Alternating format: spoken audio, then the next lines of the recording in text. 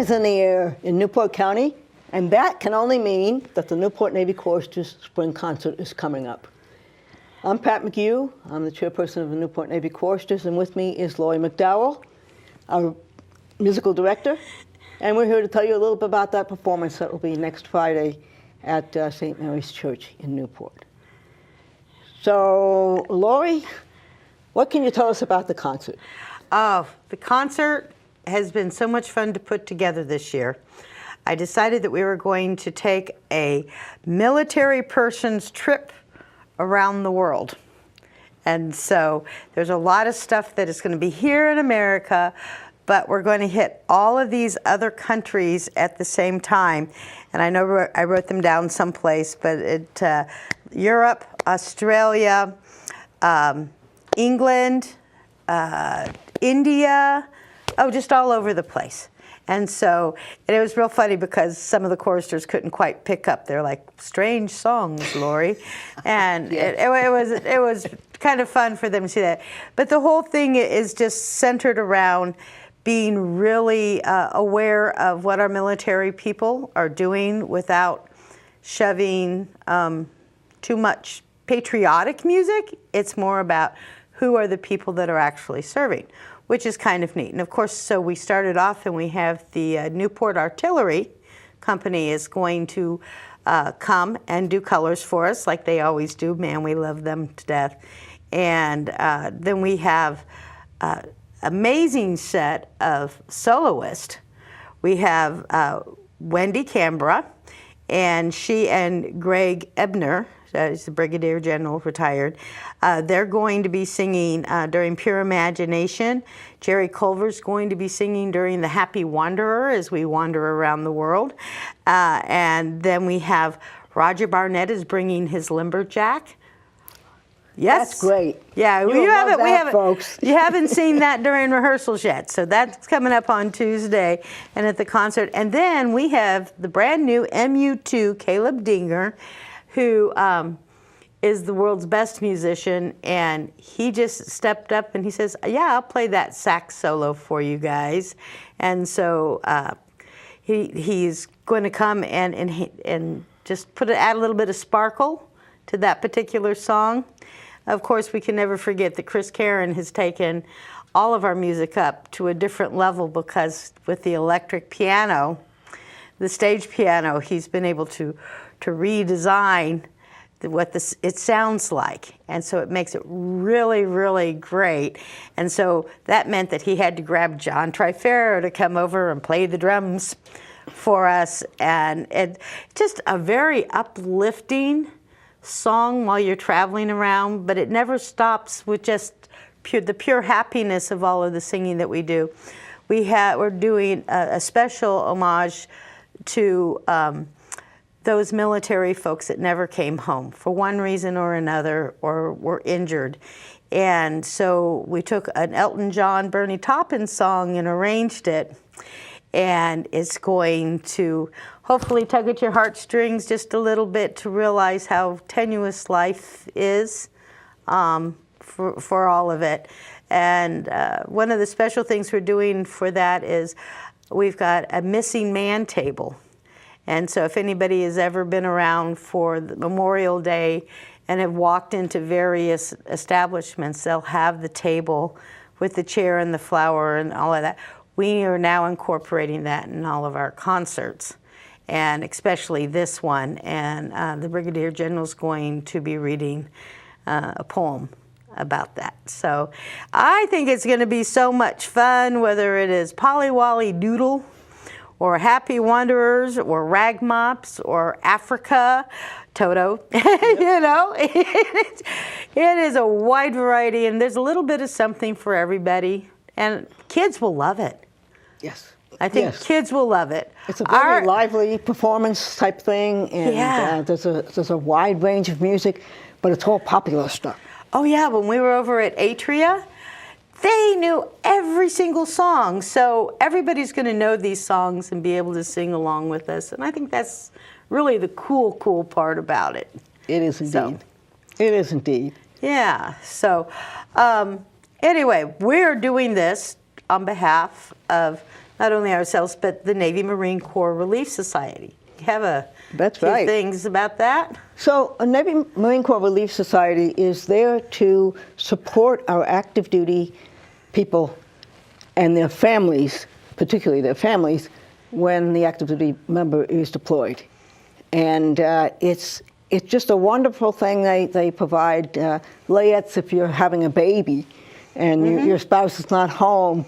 They facilitate being able to get in contact with your spouse if they're overseas. And you just can't pick up the phone and call them a lot of times. You have to get in contact with their unit and all that kind of thing.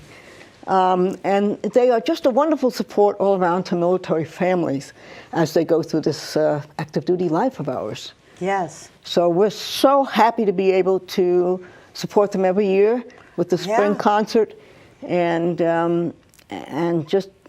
just really glad that and thankful for what they do. I saw that they helped military personnel, and that can also be retirees, to the tune of over $50 million last year. Yes.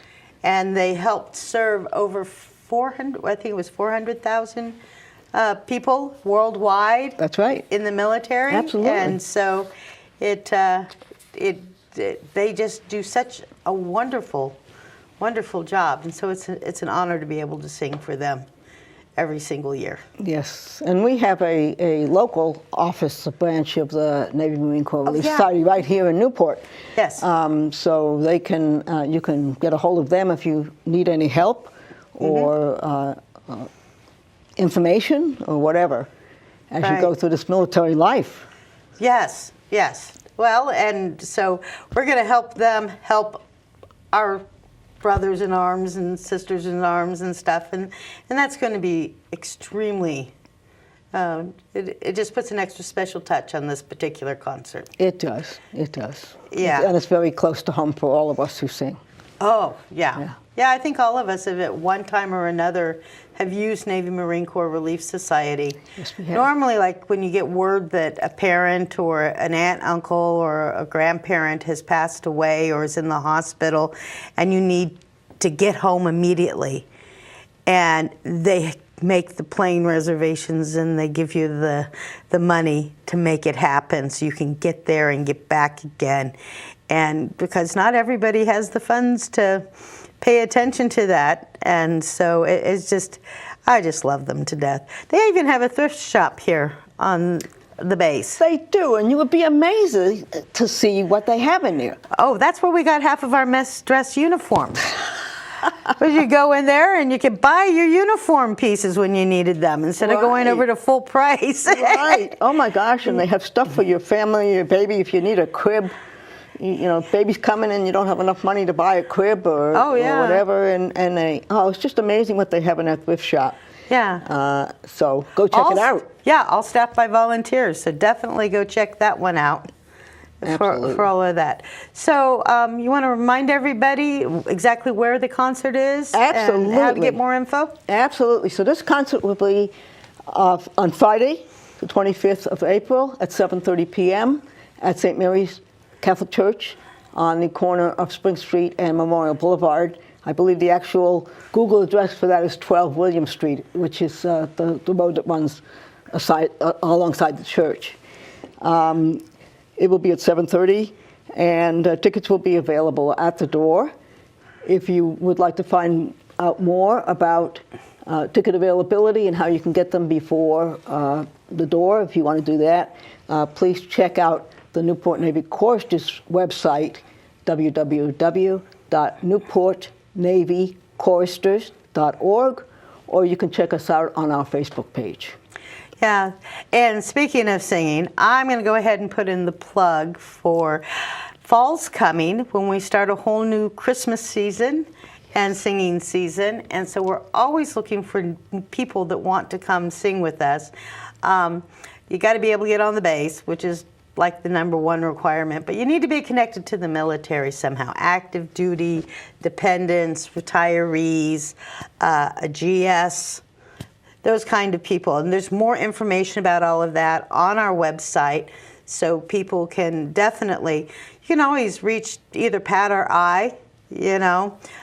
You can drop us an email at nnchoristers@gmail.com, and we can answer any questions that people have, because we're going to start that up the first Tuesday after Labor Day. Which is the 2nd of September. Oh, is it the 2nd of September right. this Labor year? Day is the 1st this year. Oh, okay, yeah. So the 2nd of September in Perry Hall. And so, yeah, we are such a family. Yes. That chorus is such a family. 44 people this year, which is the highest it's been in a really long time. And we're always looking to add more folks in. But every time somebody gets sick, gets in the hospital, has something going on in their lives, we have the cards out for the congratulations and the sympathies and the prayers and all that good stuff. And so if you need an instant family and you're only here for a short time, this is a great place to come. Yes, and it get is. an instant family. And once you join the choristers, you're always a chorister. So Always. that family feeling goes on with you to your next billet. Yep. And throughout your life, hopefully. I know for me it has. I joined in 1988, and Yeah. this is my family.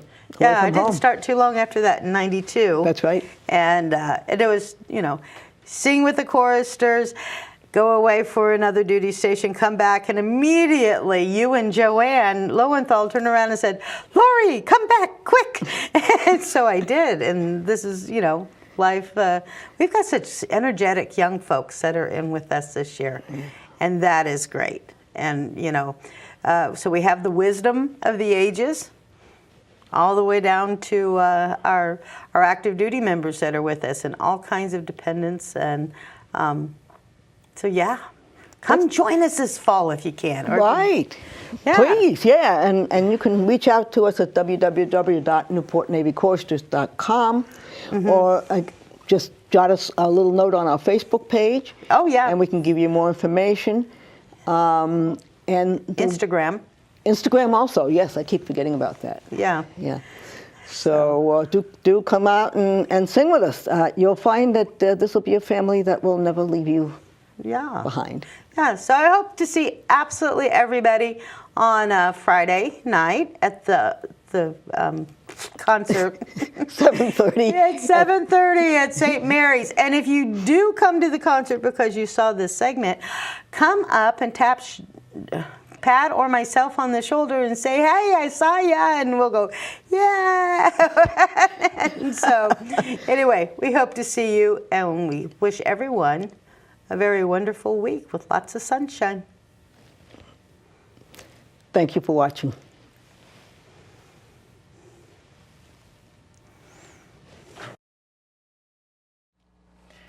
Joining me now on East Bay Today, I have an old friend here, Heather Hull-Strout, the So good to see you. Executive Director of the MLK Center. It's nice to see you. It's so nice to see you. It's nice to be back. It's Yes, been a while. I know. You've been on the show a few times, and so many exciting things and good work that you are doing. So for our viewers that do not know what the MLK Center is, can you just give us a rundown on what that is and why it has captured your heart? Sure. And So passion?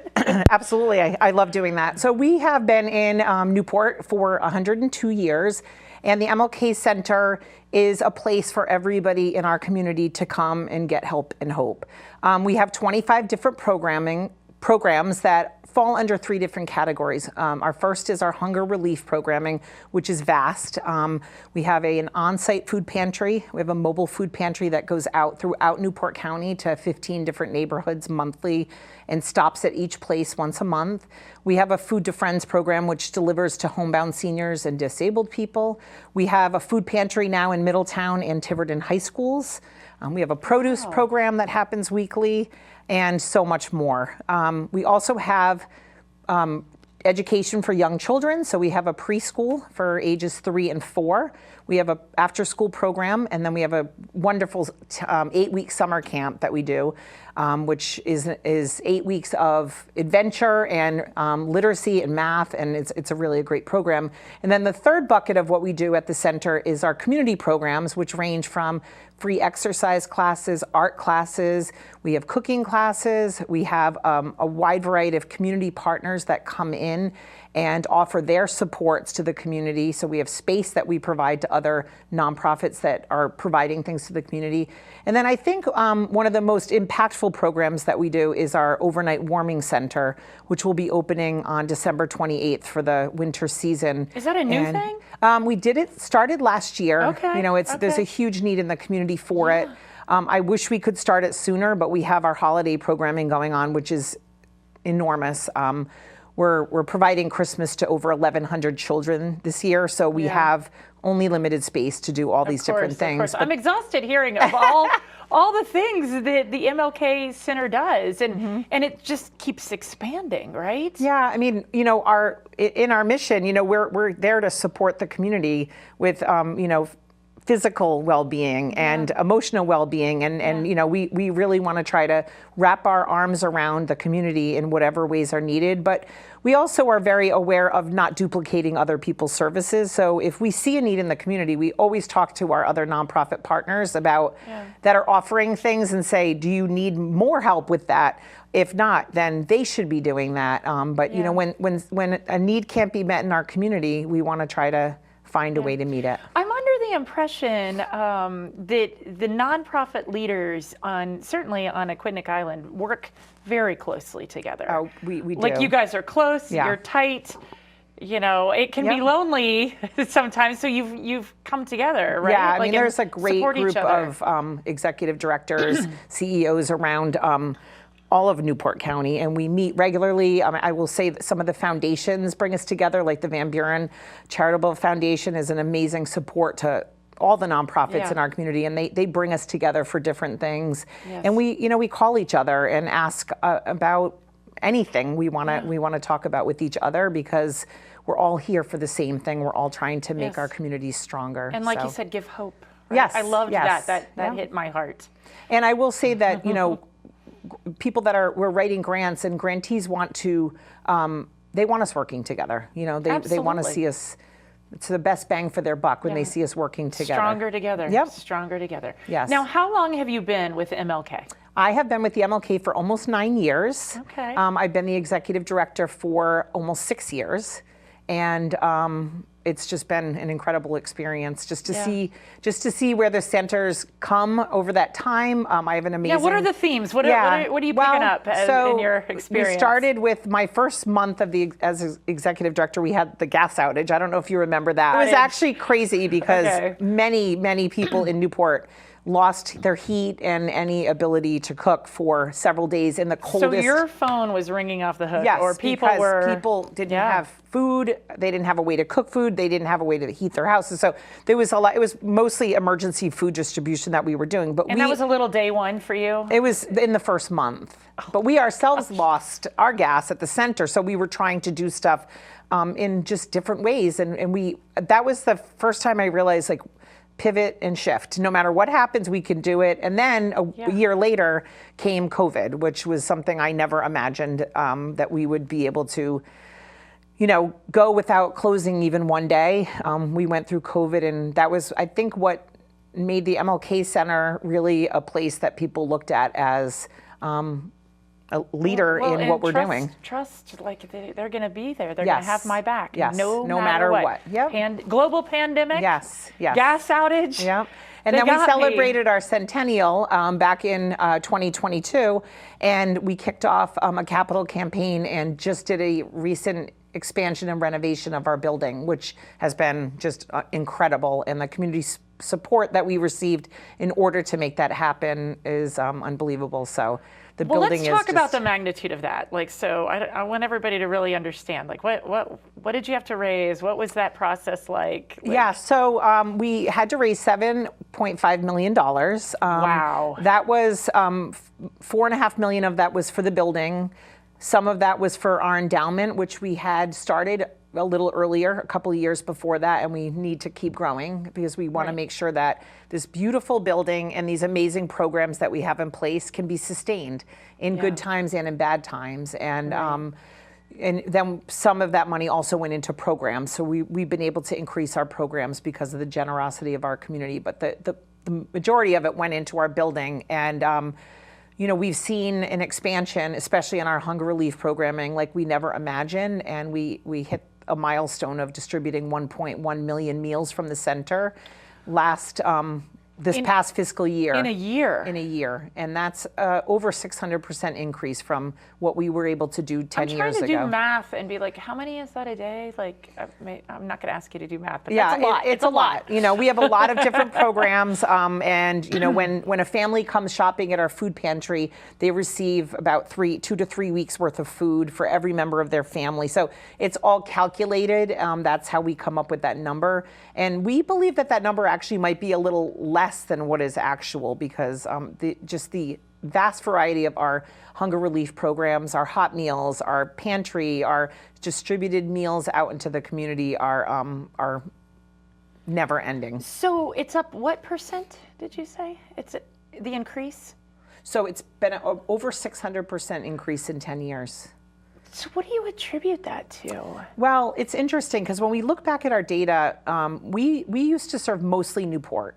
So about 95% of our clients were from Newport. Yeah. And now it's about 66% in that range, because we have really made a conscious effort over the past 10 years, maybe a little less than that, on getting out into the community. So having a food pantry at Tiverton High School, bringing our mobile food pantry to Tiverton, to Portsmouth, to Jamestown, delivering food throughout the community. So, we're not just in our building, we're all over the community. And so our numbers are growing because people out there. We're out there. Yes. You're helping them get to you, yes, really. We're finding people where they are, and knowing that transportation is an issue for a lot of people. So if you don't have a car and you have to come to the food pantry on a bus or in an Uber, that's really challenging. So we're trying to get our food out to people where they are as much as possible. Yeah. All of these challenges, right, around food and transportation and health and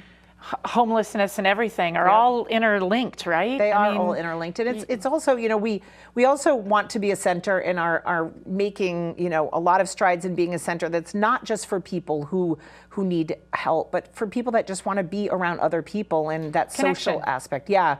So we have a lunch and learn program for seniors, which is twice a month, where we have a delicious, healthy lunch and a variety of topics that we educate people on. Sometimes it's just bingo. Sometimes it's a musical, event where we have a musician come in. We also do exercise classes 3 mornings a week that are free to the community. We have all different people that come to those. Yeah. We do concerts in the summer, which are open to the whole community. So, we really want people to feel together as a community, and not really, it doesn't matter what your economic status is or yours is. We're all people. We're all people that are just trying to be together. I certainly find that too. I help run a little community center up in northern Portsmouth, and for me, it's about creating connection. Like I feel like when I get up every day, I'm trying to create connection, and because I still feel like we're not recovered from COVID yet, and that brokenness that is very real. Seniors, had the biggest effect on them, and I finally feel like it's normal again, as normalized as I think it will ever be. Yeah, right. But another thing that we do to really connect people is we have a vast amount of volunteer opportunities. Last year we had over 600 volunteers throughout our programs give 18,000 volunteer hours. So if we had to hire staff to do those things that those volunteers are doing, we would be a much different center. Of course. We rely on our volunteers day in and day out for our programs, but for them, I hear over and over again, they say that we're helping them more than they're helping us, because of the connection and the purpose that a lot of people get from doing the work that they're doing. That is good work, Heather. Yeah. Oh my goodness. Thank you. I love that you're at the helm there. Well, I love that I'm at the helm too. It's my home. It really is. I can tell, and that's very lucky. Let's pivot to what's upcoming here for the holiday season. So we have Santa's Workshop, which is our holiday gift giving program. We set up our community room at the center like a store. We call it the FAO Swartz of Newport, and we have 1,100 children registered so far. Their parents come and they shop for each of their children and get to choose 3 gifts that their children would like. They take them home and wrap them, and they give them to their kids for Christmas. So it's a really empowering program. Rather than us picking out what we think these kids will like, their parents get to pick out from thousands of toys that get donated. It feels pretty innovative. It is, and yeah. honestly, we have amazing volunteers that make it happen, and you know, it's everything that we do at the center is client choice. So our food pantry, people pick what works for them, and same with Santa's Workshop. So, and then in addition to that, we give holiday food help for people so that they can have a nice meal on the table on Christmas. Or whatever they celebrate during the winter holidays, and we give gift cards for that. So registration for that ends on December 11th, which is Wednesday, December 11th. So anybody that needs help, we're here. And, Right, and right. anybody who doesn't register by then, we always seem to find a way to help them anyway. But we really like people to try to get registered by December 11th. So we know how many people we're talking about. We think it'll be about 1,200 like it was last year. Okay, so we just need everybody to go to that website. Yep. Check it And- out. Check out all the yes. amazing things. Yes, and, if you get have registered. Toys that you can donate, new toys, anything and everything. We want to make sure that every child in our community has a merry holiday season. Absolutely, right? Yeah. Do you find, is this kind of the busiest season of the year? Yes. Or, yeah? It is. So we just got off of Thanksgiving, where we Yeah. provided Thanksgiving meal ingredients, a turkey, and all the sides for over 900 families. shebang. Yeah. Wow. And That's so nice. just 900 turkeys alone was a lot to get donated and figure out, and then, 16,000 pounds of produce we distributed, and stuffing and cranberry sauce, and everything that it takes to make a delicious Thanksgiving.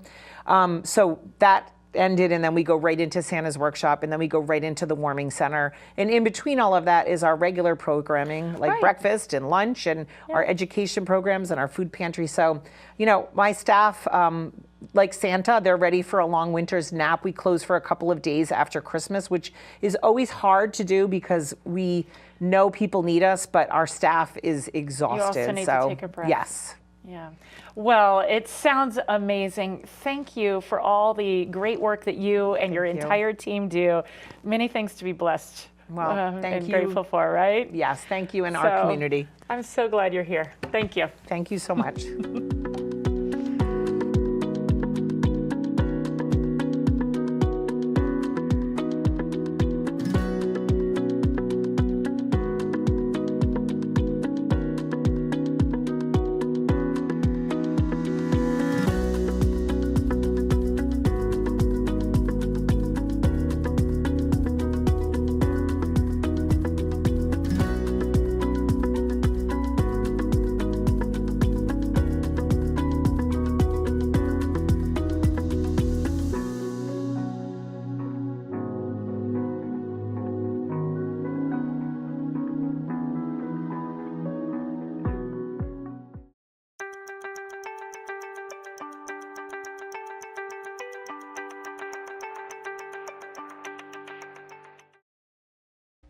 The Newport Navy Choristers is a local choral group associated with the military that raises money for local 501c3 organizations.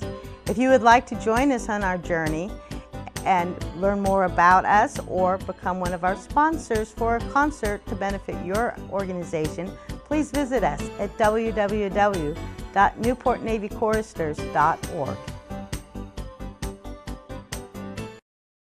Adoption Rhode Island is a private nonprofit organization dedicated to improving outcomes for children, youth, and young adults in foster care by finding families or other permanent connections. We also provide support service, counseling services for this population. If you're interested in learning more about adoption from foster care or about our support services, please contact us at 401-865-6000 or visit our website at adoptionri.org.